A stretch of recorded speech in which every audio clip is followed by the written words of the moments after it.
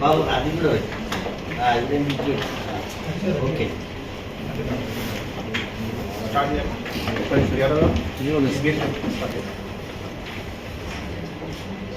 Ready sir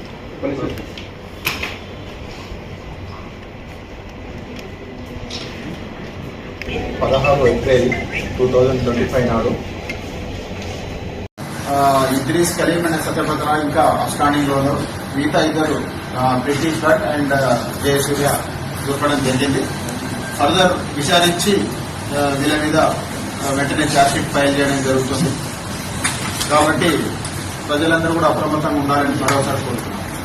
execution అనేది ఎక్కడి నుంచి వీళ్ళు తీసుకొస్తున్నారు? ఇక్కడ కన్స్యూమర్స్ ఏమైనా ఉన్నారా? ఆ కన్స్యూమర్ లిస్ట్ ఏమైనా ఐడెంటిఫై చేస్తారు?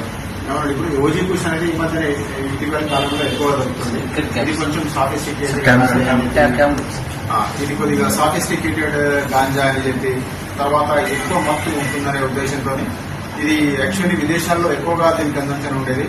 ఇటీవలి కాలంలో మన దేశంలో కూడా ముఖ్యంగా హైదరాబాద్ లో కూడా కొద్దిగా అక్కడక్కడ దీని కన్సంప్షన్ పెరుగుతుంది. ఇది హై లెవెల్